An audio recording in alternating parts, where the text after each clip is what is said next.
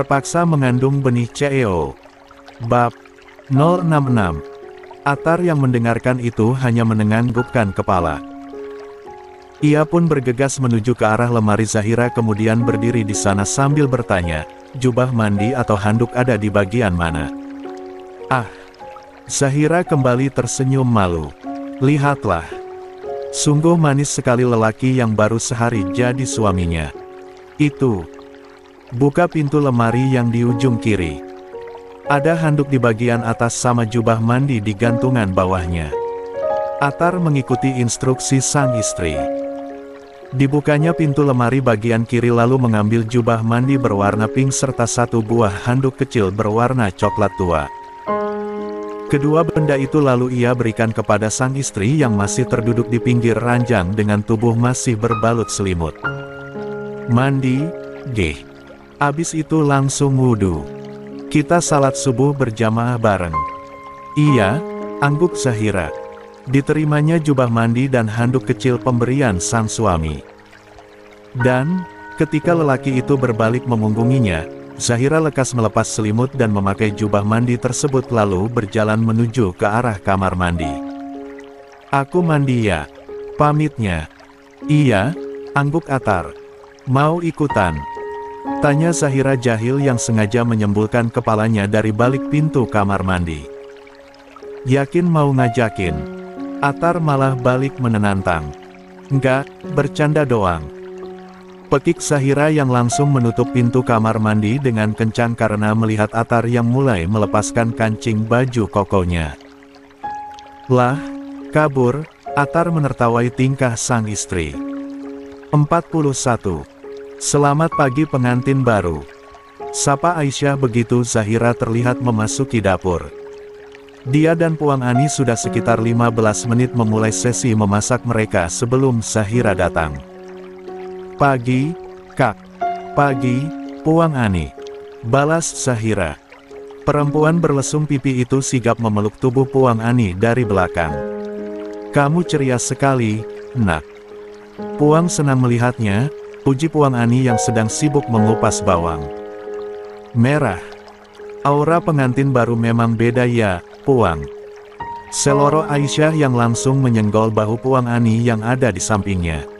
Apaan sih, Kak? Bisik Zahira dengan senyum malu-malu sambil menepuk bahu Aisyah. Sang kakak ipar tertawa melihat dirinya yang salah tingkah.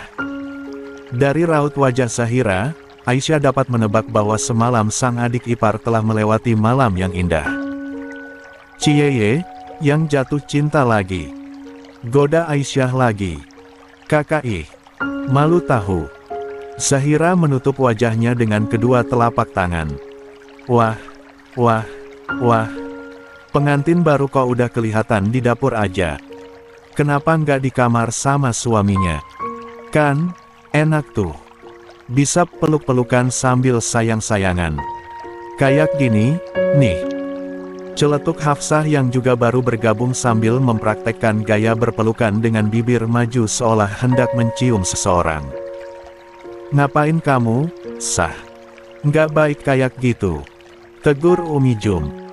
Wanita parubaya itu juga baru terlihat dan langsung mencubit lengan sang keponakan. Daripada menghayal yang enggak-enggak, mending nikah Gih. Kata Umi Jum lagi. Iya nih, Sah. Kamu kapan nikah? Imbu Zahira. Yang ditanya hanya menunjukkan wajah masam. Sayuran segar yang ada di atas meja makan lekas ia siangi tanpa diperintah. Aku mah nikahnya masih lama. Tergantung Bang Cakra siapnya kapan, jawab Hafsah asal. Hah? Kamu masih berharap sama Bang Cakra? Serius? Tanya Zahira setengah tak percaya. Bagaimana tidak? Dulu, Hafsah kecil memang selalu mengatakan hanya akan menikah dengan Cakrawala. Tak peduli pada selisih umur mereka yang jauh, ucapan Hafsah kecil ternyata bukan guyonan semata. Apa salahnya? Ujar Hafsah seraya mengendikkan bahu. Zahira tak lagi menimpali. Ia tak mau berkomentar banyak karena jika Hafsah memang benar menginginkan menikah dengan Cakra maka tentu hal tersebut tak akan terwujud dengan mudah. Cakra tipikal pria yang hanya mau menikah dengan wanita yang seumuran dengannya.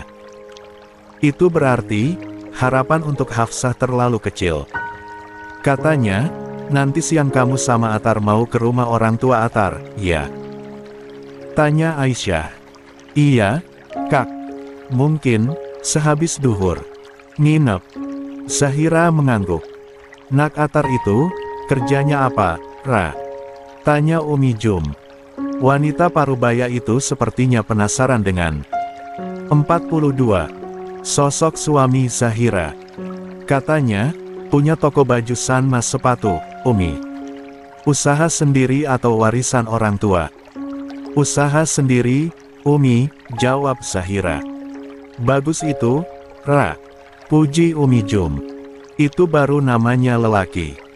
Mau berusaha membangun usaha sendiri tanpa bergantung selamanya sama harta orang tua. Atar memang hebat, Umi. Makanya, pas ayahnya Saka udah kenal lebih dekat sama dia, tanpa ragu ayahnya Saka langsung mau jadiin dia adik ipar, timpal Aisyah. Kalau pilihan ayahnya Saka, Umi sih nggak akan sangsi. Pilihan abangmu itu selalu tepat, Ra. Matanya paling jeli dalam menilai pribadi seseorang. Umi Jum membanggakan menantu kesayangannya. Siapa lagi kalau bukan Chandra? Iya, Umi. Zahira lagi-lagi hanya tersenyum menanggapi. La tak bisa menyanggah pernyataan Umi Jum. Chandra memang selalu tepat dalam menilai seseorang. Dan, Zahira berharap, pilihan sang kakak untuk pendampingnya saat ini juga sudah tepat. Zahira tak mau lagi mengulang kisah yang sama seperti kisahnya dengan Danu bersama Atar. Setelah menunaikan salat duhur, Zahira lekas bersiap hendak berkunjung ke rumah sang mertua. Tentu bukan rumah yang di sebelah, melainkan rumah milik Pak Umar yang ada di perumahan Cempaka.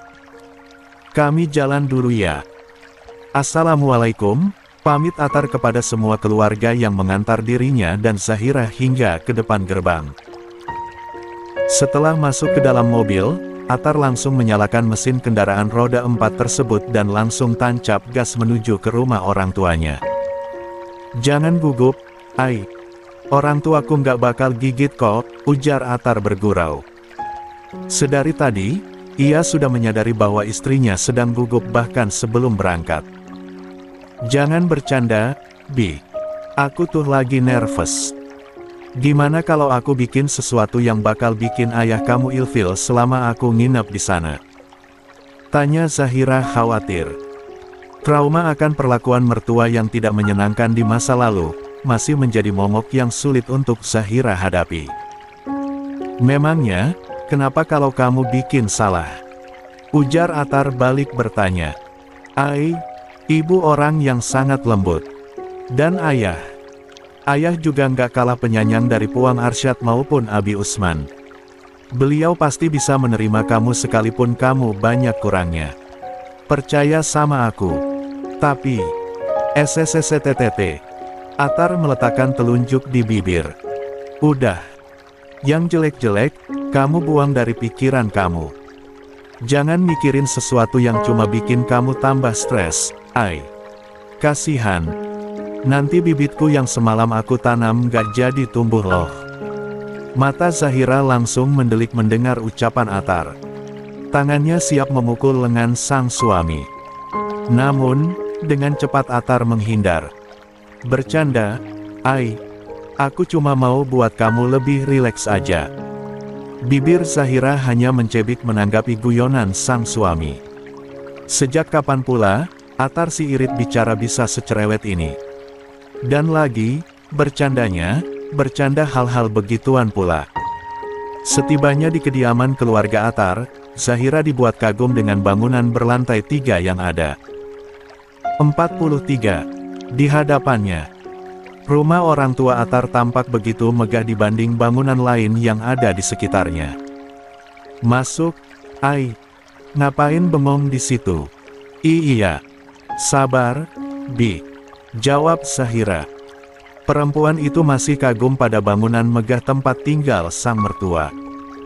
Siapa sangka, bahwa Atar dan Bu Utami yang penampilannya selalu terlihat sederhana bisa memiliki istana semegah ini.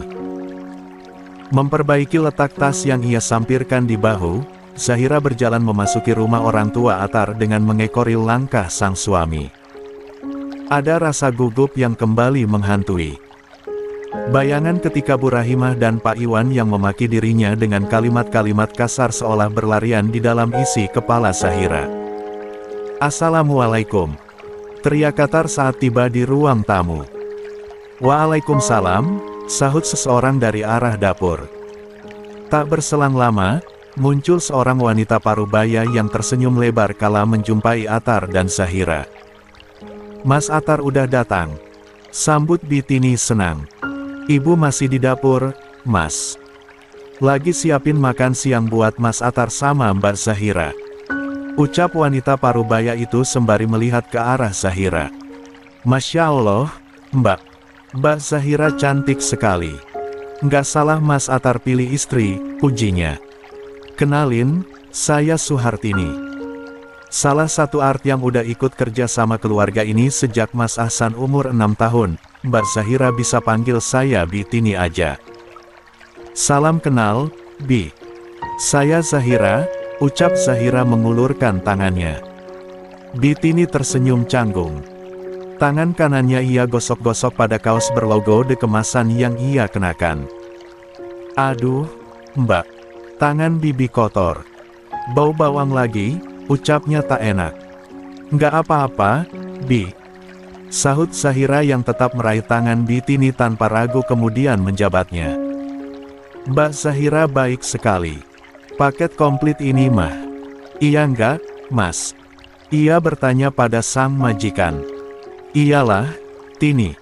Menantu pilihan siapa dulu?" celetuk Bu Utami yang muncul dari arah dapur. "Ibu." Atar dan Zahira langsung mencium tangan Bu Utami secara bergantian. "Kita makan siang bareng, yuk. Masakan ibu sudah matang semua," ajak Bu Utami antusias. Walau belum bisa berjalan, namun ketahuilah bahwa seluruh masakan yang tersaji di meja makan siang ini merupakan 100% hasil tangannya sendiri. Tak ia biarkan para artnya membantu selain mengupas bahan-bahan untuk membuat bumbu serta membersihkan ayam. Walau agak sulit, namun nyatanya masakan penuh cinta untuk sang menantu idaman tetap bisa tersaji sempurna dan tentunya lezat tiada kira. "Ibu apa kabar? Sehat?" tanya Zahira sambil mendorong kursi roda Bu Utami. "Alhamdulillah. Ibu nggak pernah sesehat ini semenjak mengalami kelumpuhan, Ra. Dan itu semua berkat kamu. Terima kasih ya. Sudah mau jadi menantu ibu," tutur Bu Utami. Tak ada yang mampu Zahira ucapkan. Hatinya benar-benar terenyuh mendengar ungkapan tulus Bu Utami. Sebegitu berharganyakah Zahira yang dulu bahkan hanya dianggap benalu oleh mertuanya yang dulu di mata Bu Utami. "Ayah sama Ahsan mana, Bu?" Atar bertanya sambil menggeser kursi ke arah belakang. Tak lama, Zahira ia tuntun lalu ia dudukkan di kursi tersebut. Setelah itu, barulah ia menarik kursi lain untuk dirinya sendiri. Meski terkesan cuek dan bahkan tak melihat ke arah dirinya, namun Zahira tetap dapat merasakan ketulusan dari tindakan Atar. Lelaki itu benar-benar meratukan dirinya. 44. Ayah katanya sudah dalam perjalanan pulang. Kalau Ahsan, ada mata kuliah penting. Jadi, nggak bisa absen buat hari ini, jawab Bu Utami. Lepas berbicara seperti itu, orang yang sedang dibicarakan Bu Utami sudah terdengar suaranya. Pak Umar ternyata sudah tiba di rumah lebih cepat dari perkiraan Bu Utami. "Ayah cepat sekali sampainya," kata Bu Utami heran. "Namanya juga pakai kecepatan kilat, Bu. Wajarlah kalau cepat sampai. Habisnya, nggak sabar ketemu sama menantu baru," ucap Pak Umar. "Assalamualaikum, Ayah," sapa Zahira yang tadi cepat-cepat berdiri dan menyambut kehadiran sang ayah. "Mertua." "Waalaikumsalam, Nak," jawab Pak Umar tersenyum. "Silahkan duduk." Kita makan siang dulu, abis itu baru dilanjut ngobrol lagi. Semua orang mengangguk sepakat. Sesi makan pun dimulai dengan hening yang merajai suasana. Tak ada satupun yang mengeluarkan suara karena asyik menikmati makanan lezat hasil tangan Bu Utami. "Gimana masakan Ibu? Enak kan?" tanya Pak Umar kepada Zahira. Makanan di piring masing-masing orang sudah tandas. Kini, Bitimi dan satu art lainnya mulai bergerak lincah membersihkan meja makan yang masih dihuni orang. Enak," jawab Zahira canggung. "Nggak usah terlalu tegang, Ra. Ayah bukan polisi kok," kata Bu Utami bercanda karena melihat raut wajah Zahira yang begitu tegang saat berhadapan dengan Pak Umar. "Iya nih, muka kamu kok begitu amat jelek tahu. Kayak kanebo kering yang menolak dibasahi air, timpal atar." Mata Zahira langsung melotot memberi peringatan pada sang suami. Namun, sayangnya Atar malah berpura-pura tak melihat. "Benar apa kata ibu dan suamimu, Ra. Kamu nggak usah tegang begitu. Ayah bukan mertua jahat kok. Gini-gini, ayah orangnya gaul loh. Jadi, ngobrol sama ayah pakai bahasa anak muda pun, ayah mah fine-fine aja imbuh Pak Umar dengan gaya sok anak mudanya. Iya, maaf," kata Zahira canggung. Menyesuaikan diri dengan kedua mertua barunya ternyata tidak sekaku dan setegang yang ia pikirkan. Siapa yang akan menyangka jika Pak Umar yang wajahnya kelihatan dingin ternyata sehangat ini. "Maaf untuk apa? Kamu sama sekali nggak bikin salah apa-apa sama ayah kok," sanggah Pak Umar. Lelaki tua itu tertawa lepas sendirian. "Bahagia? Sudah pasti." Pak Umar sangat senang melihat putranya akhirnya menikah dengan seorang perempuan yang menurutnya memang pantas mendampingi sang putra. Perkara status Zahira yang sudah pernah menikah sebelumnya juga bukan merupakan hal yang memberatkan bagi Pak Umar. Baginya, tipe ideal menantu yang ia inginkan adalah wanita yang mampu membuat putra-putranya bahagia. Dan, Zahira menurutnya sudah memenuhi syarat itu. "Ra, sini dekat-dekat sama ibu," panggil Bu Utami dengan lembut. Ditepuk-tepuknya bagian sofa yang kosong di sebelahnya. Zahira memandang Atar sejenak untuk meminta persetujuan. Sang suami hanya mengangguk samar sebagai bentuk mengiyakan keinginan sang ibu. "Ulurkan tangan kiri kamu," titah Bu Utami setelah Zahira duduk di sebelahnya. 45. Ragu, Zahira melakukan apa yang dititahkan oleh sang mertua. Ia mengulurkan tangan kirinya ke depan Bu Utami yang langsung mengeluarkan sebuah kotak perhiasan dari saku gamis yang dikenakannya. Sebuah gelang emas berbentuk rantai ia pasangkan di tangan sang menantu. Tak lupa, 2 buah cincin turut ia sematkan di jari tengah karena di jari manis sudah ada cincin nikah dari Atar. Beruntung, karena jari-jari tangan Zahira kecil, maka kedua cincin pemberian Bu Utami cukup longgar masuk ke jari tengahnya. "Itu hadiah dari ibu. Jangan dihilangkan, ya," kata Bu Utami. "Ini. Jangan dilihat harganya ya, Ra. Walau tidak terlalu mahal, tapi perhiasan itu memiliki arti yang sangat besar bagi ibu." Bu Utami menarik napas panjang. Gelang dan 2 buah cincin itu adalah pemberian almarhumah mertua ibu. Beliau pernah berpesan, agar ibu mewariskan gelang dan cincin ini kelak kepada menantu perempuan tertua di keluarga kita. Dan, itu kamu, Ra. Mata Zahira mulai berkaca-kaca. Dipandanginya gelang yang berkisar 10 graman dan cincin yang mungkin masing-masing bernilai 3 dan 5 gram itu. Memang benar, mungkin bagi orang-orang semapan mereka, emas-emas tersebut harganya tidaklah seberapa.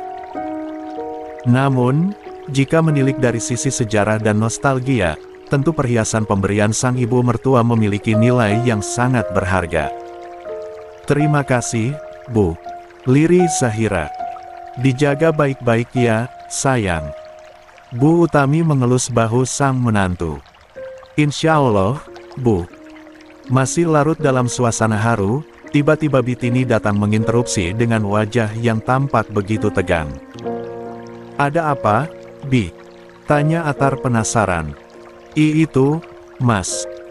Di depan, ada perempuan muda yang memaksa mau ketemu sama ibu, lapor Bitini. Sama saya. Alis Bu Utami mengerut. Siapa, Bi? Bitini menggeleng. Saya juga nggak tahu, Bu. Tapi katanya, dia teman baiknya Mbak Cici. Deh. Lama tak mendengar nama itu, kini Bu Utami harus mengingatnya lagi. Usir saja, Bi. Tegas Pak Umar dengan wajah datar. Bitini mengangguk patuh. Baru hendak berbalik, namun perkataan Bu Utami membuat Bitini kembali berhenti. Suruh masuk, Bi. Saya penasaran apa tujuannya datang kemari. Iya, Bu. Atar dan Pak Umar tentu memperlihatkan rasa keberatan mereka atas keputusan Bu Utami. Berbeda halnya dengan Zahira yang hanya diam karena merasa tak punya andil dalam masalah ini. Biarkan saja, ya. Ibu hanya punya firasat aneh mengenai hal ini. Begitu jawaban Bu Utami ketika Pak Umar menanyai alasannya kenapa sang istri bersedia menemui teman dari perempuan ular yang sudah membuat mereka berpisah di masa lalu. Perkenalkan, Bu. Saya Ina, temannya Cici. Ujar teman Cici memperkenalkan diri setelah diperbolehkan masuk dan bertemu langsung dengan Bu Utami. 46. Ada keperluan apa kamu kemari? Tanya Bu Utami dingin. Saya kesini ingin menyampaikan permohonan dari Cici, Bu. Ujar Ina. Saat ini, Cici sedang dirawat di rumah sakit. Sejak 2 minggu terakhir, kondisinya benar-benar drop dan sempat koma selama 3 hari. Begitu dia sadar tadi pagi, Cici cuma minta dipertemukan dengan ibu. Katanya, dia ingin mengucapkan sesuatu pada ibu sebelum ajal menjemput. Bu Utami terdiam. Ada perasaan bimbang dalam hatinya. Haruskah ia menemui perempuan yang sudah mematahkan hati putranya, menggoda suaminya dan membuat dirinya harus duduk di kursi roda seperti ini? Saya mohon, Bu, temui Cici sekali saja. Barangkali, sakaratul maut Cici akan dipermudah jika ibu ada di sampingnya, mohon Ina dengan mata berkaca-kaca. Bu, Atar menggenggam jemari sang ibu. Sinar matanya nampak memelas. Walau Cici pernah berbuat salah, tapi perempuan itu sudah meminta maaf dan Atar sudah memaafkannya. Lagi pula, sekarang Atar sudah punya Zahira. Tak ada lagi jejak rasa yang tertinggal untuk wanita itu. 47. Manusia itu tak ada yang sempurna. Selama masih memiliki hati, yang baik tetap akan memiliki celah dendam jika terus disakiti dan yang jahat tetap akan memiliki sedikit kebaikan walau hanya sebesar biji kacang. Begitu pula dengan Bu Utami. Ya, dia perempuan yang baik. Sangat baik malah. Sedari kecil terdidik menjadi wanita terhormat, baik budi pekerti serta memiliki welas asih yang tiada habisnya. Lah wanita yang terlahir dari keluarga berkecukupan. Kemudian menikah dengan Pak Umar yang berasal dari keluarga yang ekonominya biasa-biasa saja. Apakah Bu Utami pernah mengeluh? Tidak. Diterimanya Pak Umar dengan tangan terbuka bahkan bersedia hidup susah di awal menikah. Segala apa yang dimiliki sekarang, prosesnya tentu tak semudah yang orang lain lihat. Mereka pernah makan sebungkus mie instan yang dibagi 2 untuk menopang tubuh seharian penuh. Mereka bahkan pernah puasa dan hanya buka dengan air putih saja kalau uang mereka benar-benar habis karena usaha yang dirintis Pak Umar mengalami kegagalan dan harus memulai lagi semuanya dari awal. Bu Utami tidak pernah menyerah. Bahkan, ketika sang suami sendiri sudah lelah dan mengatakan menyerah, justru wanita itu yang menjadi penguat dan penopang untuk sang suami. Lah menyemangati Pak Umar yang sempat down. Bersama-sama keduanya mencari solusi terbaik untuk kemajuan usaha mereka. Hingga pada akhirnya, Pak Umar rela menebalkan muka dan sedikit menurunkan egonya sebagai seorang suami untuk datang pada orang tua Bu Utami untuk meminjam modal. Apakah orang tua Bu Utami menertawai dan menghina sang menantu? Tidak. Sang ayah mertua bahkan menepuk bahu Pak Umar sambil berkata, "Sudah lama ayah menunggu kamu untuk datang." Akhirnya, setelah sekian lama penantian, akhirnya ayah merasa berguna juga sebagai orang tua. "Maaf, kami tak menawarimu bantuan terlebih dulu karena tak mau kamu merasa tak diandalkan oleh kami dalam menjaga putri kami." Hari itu, dengan bantuan dana dari sang ayah mertua, Pak Umar memulai kembali usahanya dari nol. Dan, sekarang, usaha itu telah berkembang pesat dan menjadi tempat untuk banyak orang mencari uang demi menyambung hidup. Kehidupan keduanya bertambah sempurna kala Atar dan Ahsan hadir. Dibesarkannya kedua putra mereka dengan takaran cinta kasih yang sama. Tak ada yang berat sebelah. Satu mendapat pujian, maka yang lain pun tak akan ketinggalan. Keluarga Bu Utami nyaris sempurna. Bahagianya membuat banyak orang iri sehingga badai yang berwujud manusia bernama Cici akhirnya datang dan memporak-porandakan segalanya. Putranya patah hati. Suaminya nyaris disesatkan. Dan dirinya sendiri harus duduk di kursi roda bahkan sampai hari ini. Kedatangan Ina hari ini sebenarnya memberi dua pilihan untuk Bu Utami. Bisa saja dia mengabaikan Cici dan menganggap pengabaian itu sebagai bentuk hukuman untuk perempuan yang pernah ia sayangi layaknya putri sendiri tersebut. Atau pilihan yang kedua, Bu Utami justru bisa menemui Cici dan memaafkan perempuan itu. Ia tahu, memberi maaf tak akan memberi dampak yang begitu besar. Namun, setidaknya Bu Utami bisa berdamai dengan masa lalunya dan membebaskan dendam yang selama ini tersimpan rapi di sudut hati. Ya, Bu Utami memilih opsi kedua. Ia ingin menemui Cici.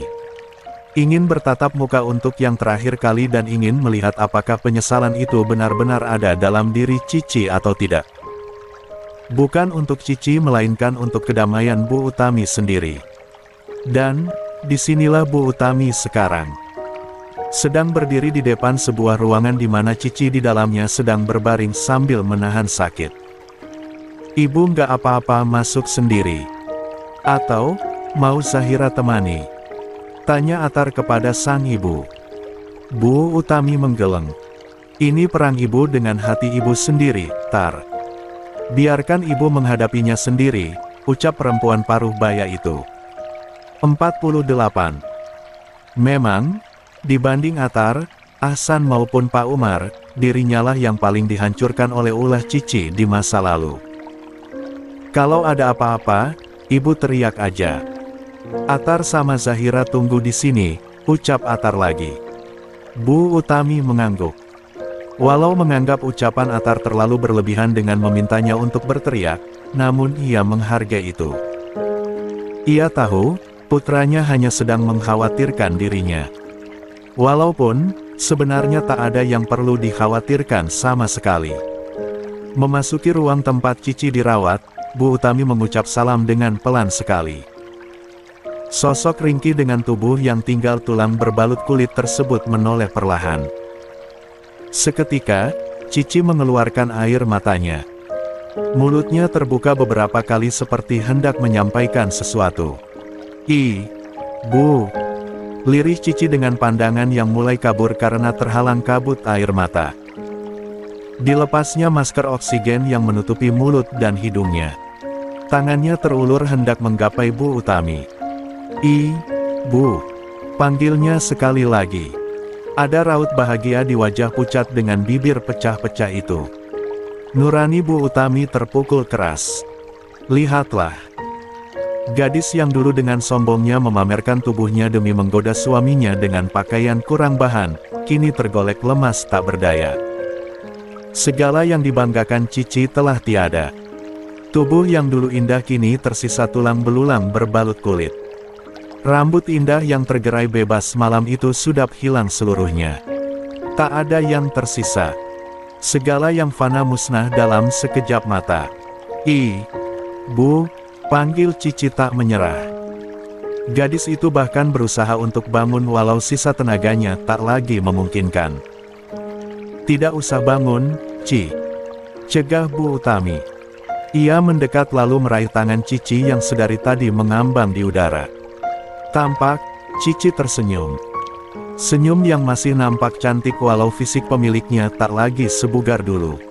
Ibu datang? Tanyanya. Ya, saya datang, jawab Bu Utami dengan sesak yang tiada kira. Dia pikir, hatinya masih akan marah jika kelak bertemu dengan Cici.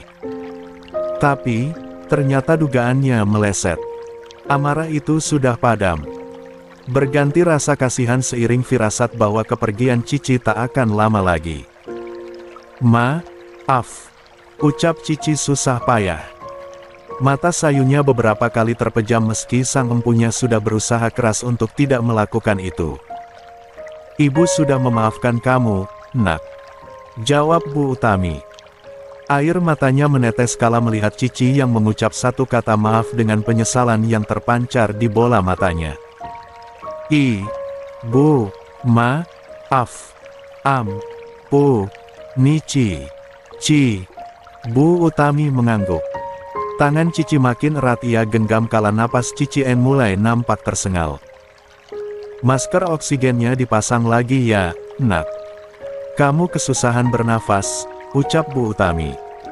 Ia memandang seorang suster yang standby di dekat dirinya dan Cici.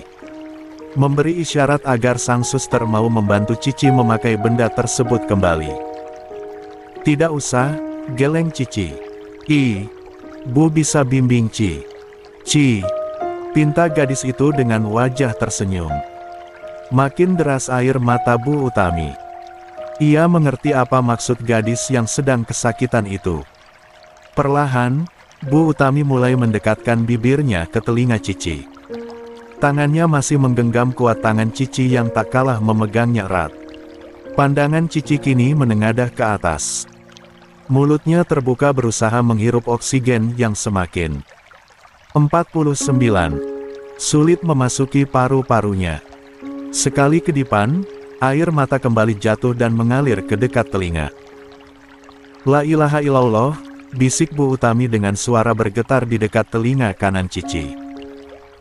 La ilaha illallah, ulang Cici dengan wajah yang makin nampak kesulitan menarik nafas. Keringat dingin bermunculan di dahinya. Air matanya kembali menetes kala ia menarik napas sangat panjang hingga dadanya sedikit terangkat ke atas. Tak berselang lama, genggaman Cici di tangan Bu Utami melemah. Mata yang sempat melebar kini tetap dalam posisi terbuka namun tak berkedip lagi. Innalillahi wa inna ilaihi rajiun, ucap Bu Utami dengan suara parau. Suster yang tadi mendampingi lekas memanggil dokter. Setelah diperiksa dan memastikan bahwa Cici benar-benar telah tiada, dokter pun memerintahkan 2 orang suster yang mendampinginya untuk melepaskan seluruh alat medis yang selama ini menopang hidup Cici selama dirawat. Beliau pejuang yang hebat. Walau akhirnya harus menyerah, tapi tak sehari pun beliau lalui dengan wajah putus asa. Sebenarnya, harapan hidup beliau sudah nyaris tak ada. Kami bahkan pesimis beliau masih bisa hidup sampai hari ini saat mengalami koma beberapa hari yang lalu. Tapi, mungkin beliau memang sedang menunggu kehadiran ibu. Makanya, hari ini begitu ibu datang, beliau pun memutuskan untuk menyerah.